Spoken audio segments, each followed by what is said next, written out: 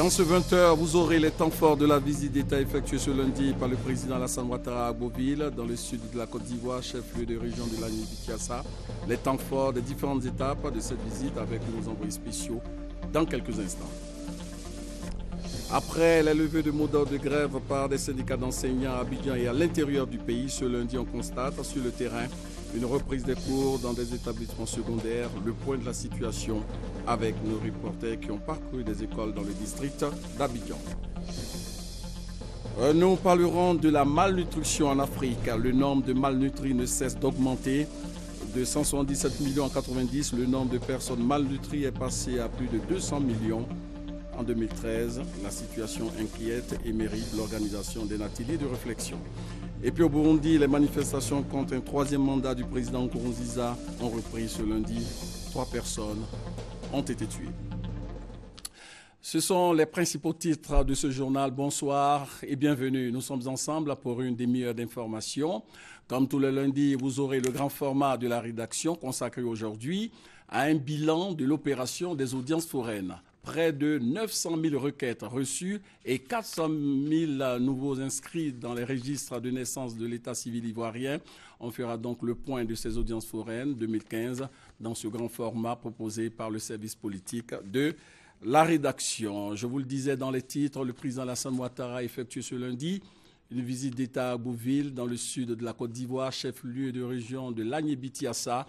L'un des temps forts a été ce meeting tenu à la place Henri Konan Bédié de la ville. Dans son message, le président de la République a appelé les populations d'Agboville à tourner le dos au passé afin de construire ensemble la Côte d'Ivoire. Le point avec Viviane Agnimet. Si le département d'Agboville était considéré depuis la crise de 2010 comme une zone rebelle au nouveau pouvoir incarné par le président de la République Alassane Ouattara, cette image d'opposant semble désormais appartenir au passé. Au vu non seulement de la forte mobilisation dont a fait preuve l'ensemble du département en recevant ce lundi 4 mai Alassane Ouattara, mais aussi au vu de l'accueil enthousiaste des populations et des messages de total engagement et de soutien de leurs différents représentants. Excellence, Monsieur le Président de la République, vous êtes un gage de stabilité, de sécurité, de prospérité et de cohésion sociale. Une certaine opinion veut faire passer Agboville, où il n'y a pas eu de combat, comme une terre hostile. Cette opinion, Monsieur le Président de la République, qui est infondée, qui est injuste, les populations d'Agboville, par ma voix, la réfutent, la dénoncent avec la dernière énergie. Excellence, Monsieur le Président de la République, vous avez abattu un travail énorme en si peu de temps pour la réconciliation, le renforcement de la cohésion sociale, la sécurisation des populations et des biens. Nous, peuple Abe et Krobou et les populations de l'Agbovi-Kiassa, vous en sommes fortement reconnaissants pour ces actions majeures que vous avez réalisées. En 4 années d'exercice du pouvoir, le chef de l'État, le président Alassane Ouattara, a gagné la confiance et l'estime de ce département. Il a été intronisé ce lundi par la chefferie coutumière d'Agboville, chef suprême sous le nom de Seboa Obodje II.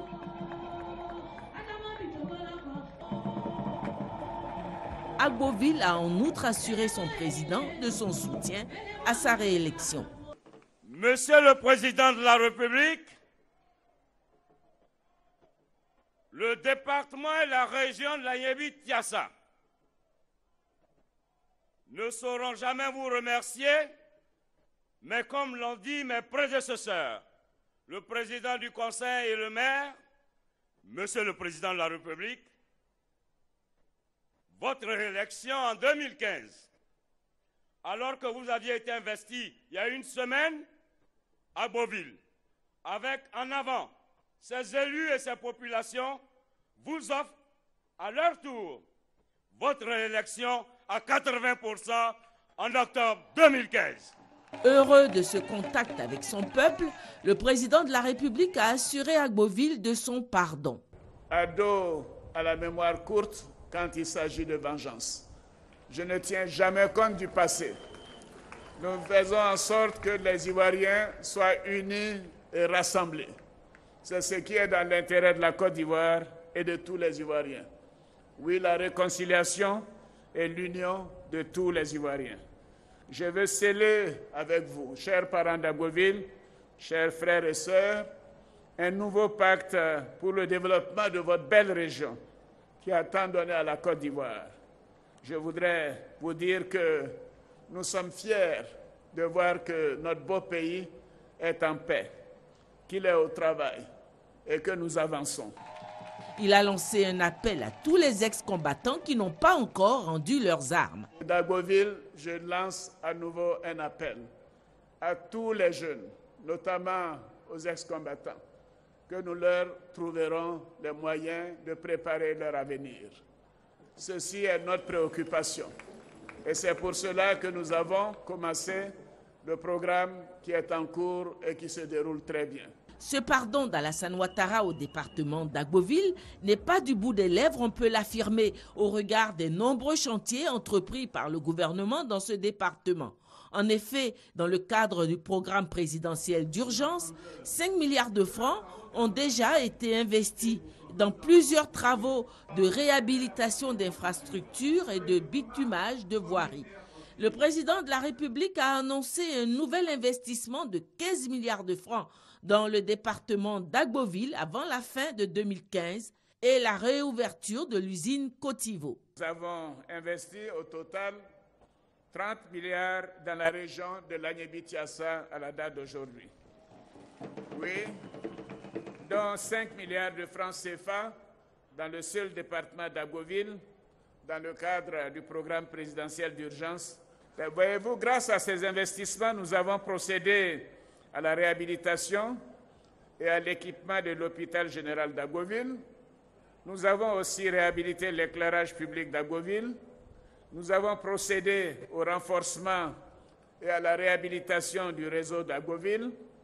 Nous avons réparé de nombreuses pompes villageoises dans le département d'Agboville, dans les localités de Aboudé, Dadié, Kakaotou, Aïpepon, Mpo, Alépila, numéro 1 et 2, et Titipo. C'est dire que nous avons fait beaucoup dans cette région en matière de réparation de pompes villageoises. Nous avons construit 256 classes primaires et 2 collèges à base 3, soit 24 salles de classe. Nous avons aussi procédé à la distribution de plus de 500 000 manuels et 420 000 kits scolaires. Et enfin, nous avons procédé au bitumage de la voirie d'Agboville, une partie, et aux travaux de reprofilage dans le département. Nous prévoyons d'investir 15 milliards de francs CFA avant la fin de l'année 2015 pour le seul département d'Agboville. Et à ce titre, nous allons procéder au bitumage de 10 km de voirie dans la ville d'Agboville pour un montant de 4,6 milliards de francs CFA. Nous procéderons à la construction d'un nouveau lycée à Agboville. Oui, pour près de 3,5 milliards. Nous allons régler le problème de l'eau par le traitement d'adduction en eau potable dans la ville d'Agboville. Vous aurez de l'eau potable à Agboville. Bien évidemment, nous comptons achever la réhabilitation de la préfecture d'Agboville. Et en plus de ces projets à moyen terme, nous envisageons l'achèvement de la réhabilitation de l'axe Azaguier-Agboville et le bitumage de l'axe Agboville-Robineau-Chéchi. Voilà. Oui, le bitumage de l'axe Agboville-Robineau-Chéchi, parce que nous avons déjà obtenu le financement pour faire ce travail. Je peux d'ores et déjà vous dire que nous avons l'ambition de relancer les activités de l'usine Cotivo. Oui, je sais que c'est quelque chose qui vous tient à cœur parce que cela permettra bien évidemment de créer de nombreux emplois, notamment pour nos jeunes. En matière d'éducation, nous prévoyons pour la période 2014-2016 la construction de 211 classes primaires, 4 collèges de base 4 et la réhabilitation de 439 salles de classe au primaire. Et la Première Dame m'a demandé de vous rassurer qu'elle continuera de soutenir les activités génératrices de revenus pour les femmes à travers le Fonds d'appui aux femmes de Côte d'Ivoire, le FAFSI, qui a déjà fait beaucoup pour cette région, mais elle continuera dans ce domaine. Chers frères, chères sœurs, je peux vous donner l'assurance que nous ne ménagerons aucun effort pour le développement de cette belle région. Les populations reconnaissantes ont traduit par des gestes qui viennent du cœur, comme l'a traduit leur porte-parole, leur engagement aux côtés du chef de l'État. Ils ont offert des présents chargés de symboles, des attributs de chef suprême, un bélier blanc, symbole de la paix retrouvée sous la gouvernance du président Alassane Ouattara, 21 bœufs, animal de prestige chez les peuples Abé et Krobou. En retour, le président de la République, comme pour tous les départements où il a effectué des visites d'État, a offert plusieurs véhicules de commandement et des véhicules de sécurité destinés à restaurer l'autorité de l'État et à assurer la sécurité des populations.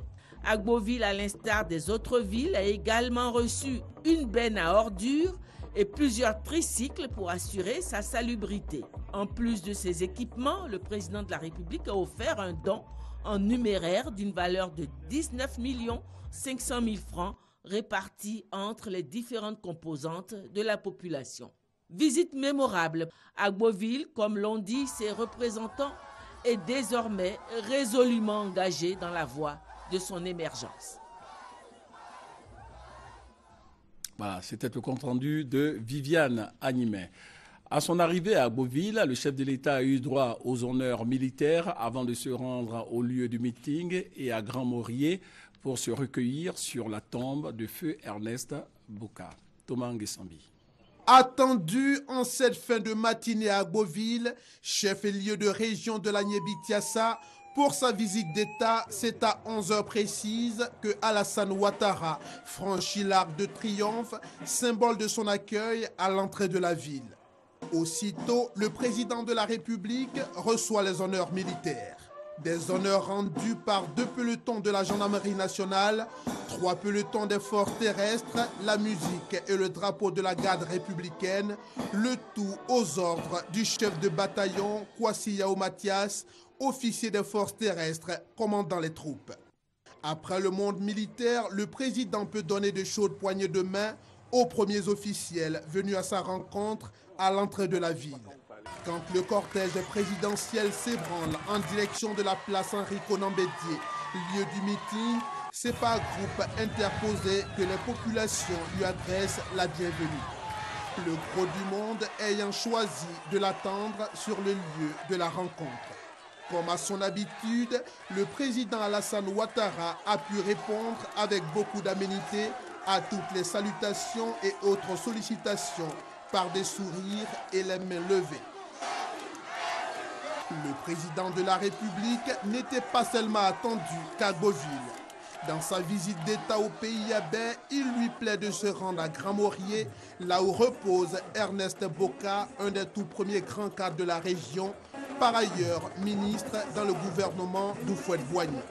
C'est après avoir déposé une gerbe de fleurs sur la tombe de l'illustre disparu que le président de la République s'éclipse pour aller répondre à d'autres exigences de son agenda visite d'État à Agboville. Voilà, comme Thomas l'a dit à l'instant, Ernest Boka a été ministre et président de la Cour suprême sous Houphouët-Boigny. Le président Alassane Ouattara s'est engagé à réparer ce qu'il considère comme étant une injustice concernant cet illustre fils de la région de la Niébi-Tiassa. Nous écoutons le chef de l'État. Cette région a donné et donne des cadres de très grande valeur à notre pays et tout le monde sait que Ernest Boka a été le premier président de notre Cour suprême. Et d'ailleurs, je suis allé m'incliner sur sa tombe. J'ai vu sa veuve. Je lui ai indiqué que réparation sera faite quant à la situation de la famille.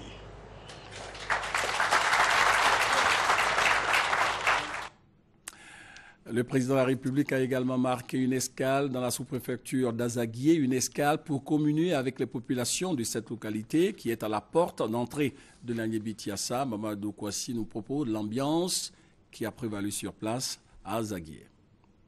Tous se sont retrouvés sur l'acteur principal de la ville pour accueillir leur hôte. Et un hôte spécial, le président de la République Alassane Ouattara, en visite d'État dans la région, a voulu marquer une escale à Azaguié, ville carrefour et porte d'entrée de la région de l'Agnébitiassa, pour communier avec les populations. Des populations mobilisées pour lui traduire également leur reconnaissance pour ces chantiers de développement, mais aussi leur attachement à ces idéaux de paix. Je suis très contente qu'ils viennent pour que nous ayons aussi la joie ici. Parce qu'il y a longtemps, on a attendu ça. Quand le président passe comme ça, qu'il pose des actions, nous ne pouvons que le soutenir dans notre action. Ça fait plaisir aux populations de voir le président passer par rapport à tout ce qu'il fait pour la population. On le soutient et on l'accompagne dans ses réalisations, parce qu'il fait de bonnes choses. Ça, il faut le reconnaître. Sauf les aveugles qui n'ont rien vu. Mais ceux qui voient ont vu les réalisations du président Alassane. Une toute première, Azaguié ne saurait être indiscret, voilé, caché, lorsque le président de la République, notre nana, notre père à tous, qui vient chez nous. Nous sommes dans la ligne droite avec le président de la République. Voilà. Nous sommes de cœur avec le président de la République. Voilà pourquoi, tant que vous voyez la mobilisation, c'est que nous sommes de cœur avec lui et nous les chefs en tête. D'Azaguié Awa à Azaguié, l'ambiance était identique. Les populations sont sorties nombreuses pour saluer le passage du président de la République sur leur sol.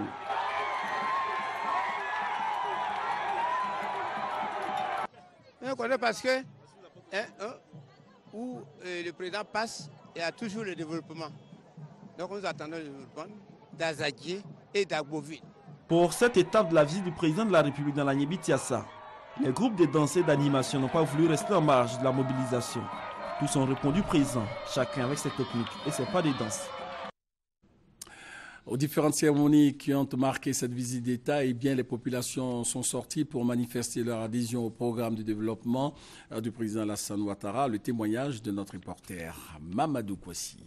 La forte pluie tombée dans la matinée de ce lundi 4 mai n'a pas empêché les populations de l'Agnébitiassa de sortir pour accueillir leur président. Jeunes, femmes, adultes, vieillards, tous se sont mobilisés pour traduire leur reconnaissance, mais aussi leur fidélité à cet acteur de développement. Je suis très contente de voir le président. Depuis, il a bien fait dans notre route. Mon petit après est propre. Maintenant, il reste hôpital là, l'eau courante. C'est tout ce qui reste à Petit Yap. C'est une visite qui nous comble de joie. C'est une visite que nous attendions depuis longtemps. Et c'est une visite qui nous permettra de monter dans le train de l'émergence. Les 50 bâches dressées pour l'occasion sont insuffisantes pour accueillir ces populations qui ont quitté village et hameaux pour venir exprimer leur affection au président de la République Alassane Ouattara pour ses engagements de paix, de réconciliation et de développement. Je suis quitté à Magbo voir mon président à donner la solution. Je l'aime tellement, il a dirigé bien le pays et je vois mon pays est propre. Quand je vais à Abidjan chez mes enfants, je suis à l'aise. La ville est bien propre. Donc je dis, j'ai venu le voir ici à mes yeux. Je suis venu un peu de transport pour venir. Nous continuons à prier pour lui. Parce que si nous ne sommes pas d'accord, nous ne serons pas ici. J'ai mal aux pieds. Je ne peux pas marcher, mais quand même. J'ai marché, on dit qu'il n'y a pas de voiture. On a coupé la route, mais j'ai tout fait pour arriver ici. Il a pitié des gens. Il continue dans ce sens. Mais à Boville ici, là, même si on va se promener là, s'il veut même, il n'a qu'à rester tranquille, on ne va pas voter, il a gagné. Parce que vraiment, un homme comme ça, on ne peut pas ne pas le voter. L'autre attraction de cette visite d'État dans la région de l'Agnébitiassa, c'est bien les banderoles, avec des messages spécifiques pour rassurer le président de la République de leur soutien. Les groupes d'animation de soutien étaient également mobilisés. Chacun a joué sa partition pour faire de cette visite d'État un moment de fête et de retrouvailles.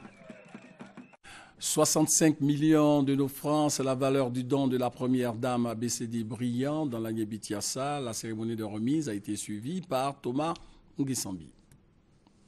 Reculé et enclavé, BCD Brillant, chef-lieu de sous-préfecture dans la région d'Adzopé, reçoit sa part de dons dans l'action sociale de la première dame, Dominique Ouattara. Les premiers bénéficiaires n'étaient pas les seuls au lieu de la remise des dons. Les cadres de la région, sans doute conduits par le ministre Patrick Hachi, étaient là pour être témoins de l'événement. Devant eux, Yao Patricia Sylvie, directrice de cabinet de la Première Dame, représentant Dominique Ouattara, s'est voulu fidèle dans la mission à accomplir. Voici le message que la Première Dame m'a chargé de vous transmettre. De vous dire qu'elle compte sur vous, chères sœurs. Elle compte sur vous, chers jeunes, pour que vous puissiez assurer la relève, que vous puissiez mener vos activités. Le social qui permet à chaque individu, particulièrement à chaque femme, de se prendre en charge, de s'épanouir, d'élever ses enfants, de lutter contre la pauvreté à travers les activités génératrices de revenus. Ce social-là n'échappe pas au président de la République qui appuie son épouse dans toutes ses activités sociales. Pour le soulagement apporté par ces dons, les bénéficiaires n'ont eu d'autres mots que des mots de gratitude. C'est un ouf de soulagement pour toute la population. L'acte que la Première Dame vient de poser est tellement énorme et c'est parce que c'est une dame de grand cœur, parce que la santé est au cœur de tout. Vous savez que là où la femme gagne son pain, la pauvreté perd du terrain. Et aujourd'hui, la pauvreté perdra son terrain. En tout cas, on dit merci à la Première Dame. 65 millions de francs CFA, c'est la valeur des dons de Dominique Ouattara pour baisser Dibrian, à côté des dons en espèces faits à l'occasion. Voilà ce que l'on pouvait dire sur cette visite d'État dans la région de l'Agny-Bikiassa. Et après cette région, sachez que le président de la République effectuera une autre visite d'État dans le département d'Adzopé les 8 et 9 mai prochains. Après la levée des mots d'ordre de grève, on constate sur le terrain une reprise des cours dans des établissements secondaires. Le constat de la reprise avec notre reporter Konaté Moussa. Lycée Sainte-Marie de Cocody ce lundi 4 mai. Dans cette salle de seconde C, les cours se déroulent tranquillement. Les élèves et les enseignants ont repris les cours. Ils étaient tous là. C'est comme s'il n'y avait jamais eu d'arrêt, puisqu'ils se sont mis tout de suite au travail. On a senti en eux un certain dynamisme, une certaine détermination à bien finir les programmes et à accompagner les enfants jusqu'aux examens. Au lycée Djedji Amondi, dans la commune d'Adjamé, l'établissement a connu des perturbations pendant ces moments de grève. Aujourd'hui, ce sont des élèves heureux d'avoir retrouvé les salles de cours. Ça nous plaît, il ne faut plus vont gréver, c'est ce que nous on demande. Je suis très contente d'avoir repris les cours. Je suis très heureuse d'avoir repris les cours parce que je voulais passer en classe supérieure. Plusieurs établissements ont entendu l'appel de la reprise effective des cours ce lundi 4 mai 2015 lancé par les organisations syndicales.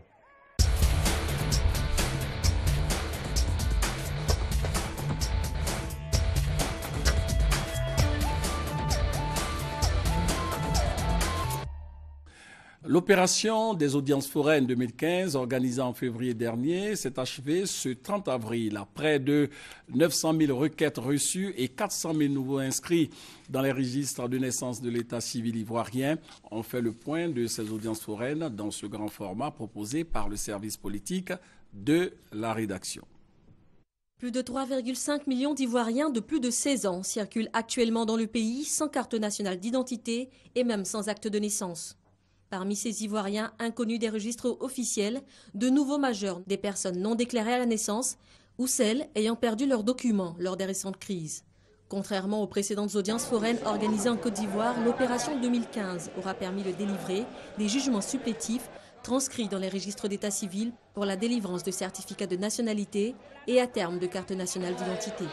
Pour cet avant-dernier jour, près de 1000 pétitionnaires attendent depuis 8 h du matin l'audience foraine qui se tient dans cette sous-préfecture de l'Ataa à Korogo. Pour une audience foraine, une équipe composée d'un juge, d'un greffe, d'un magistrat, d'un médecin, d'un interprète, de rédacteurs et d'agents d'état civil se déplace dans une localité. Ils assistent les pétitionnaires des cas 4 dans le processus d'obtention d'un jugement supplétif et cela gratuitement. Avant les audiences foraines, les pétitionnaires sont reçus et classés dans les guichets installés dans les mairies et sous-préfectures du territoire. Seules les personnes du CAC 4, n'ayant jamais été déclarées à l'état civil, sont concernées par les audiences foraines. Elle a quel âge? 12 ans.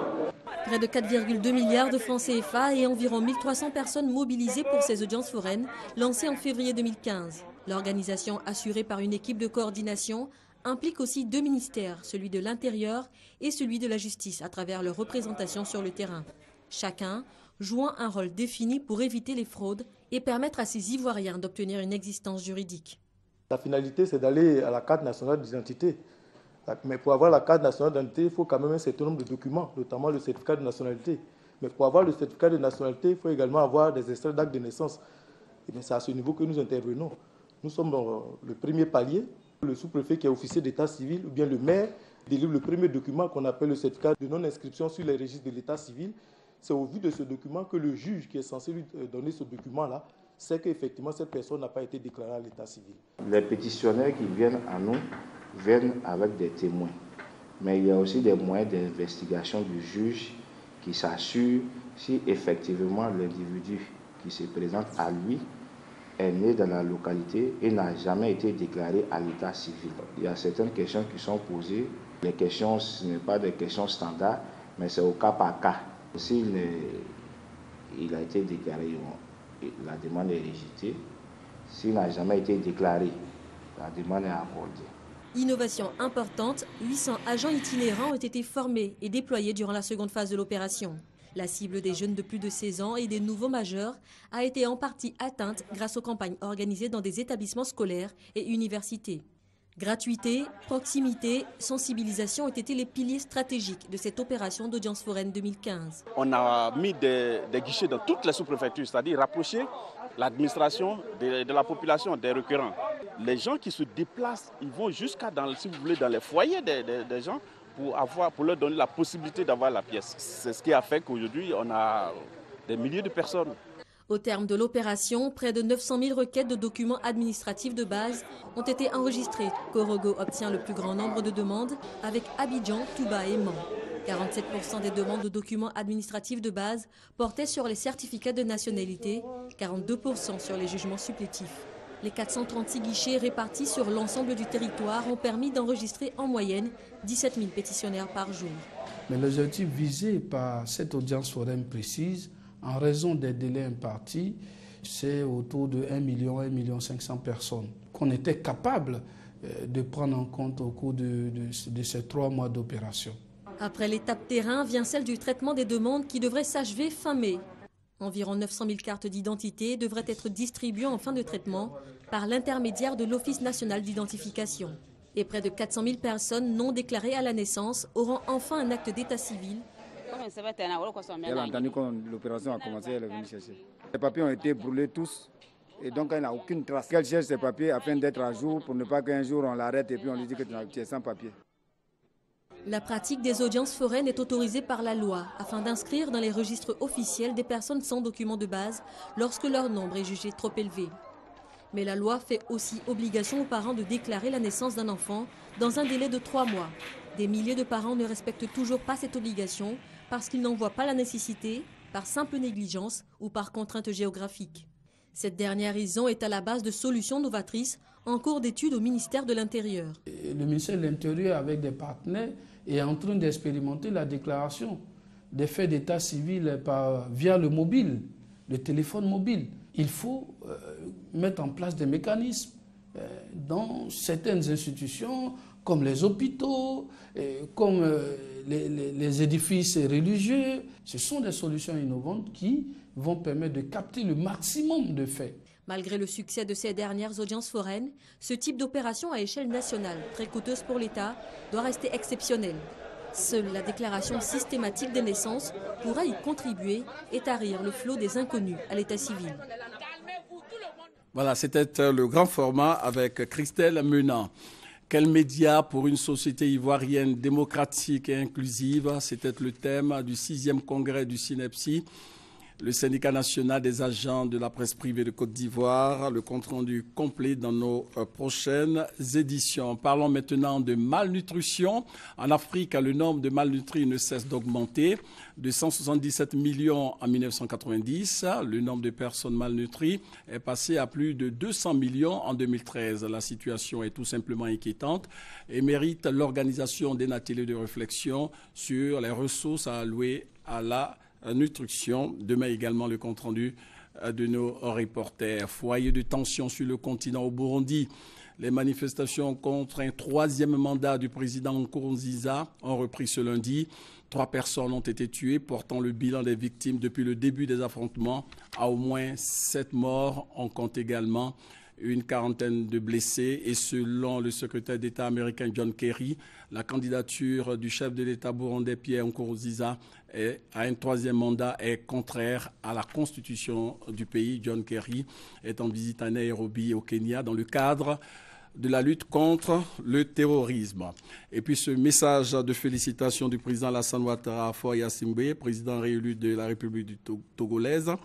Votre réélection à la magistrature suprême de votre pays me donne l'agréable occasion d'adresser à votre Excellence, au nom du peuple et du gouvernement ivoirien, ainsi qu'à mon nom propre, mes très vives et chaleureuses félicitations. Je voudrais vous assurer de mon entière disponibilité à œuvrer de concert avec votre Excellence au raffermissement des liens étroits et fraternité de coopération qui unissent si heureusement nos 2 pays. Voilà. Fin de ce journal. Rappelons que le président Alassane Ouattara a effectué ce lundi une visite d'État à Agboville, dans le sud de la Côte d'Ivoire, chef-lieu de la région de l'Agnébi-Tiassa. Et l'un des temps forts a été un meeting tenu à la place Henri Conan Bédier. Voilà. Fin de cette édition. Bonne suite de programme et portez-vous bien.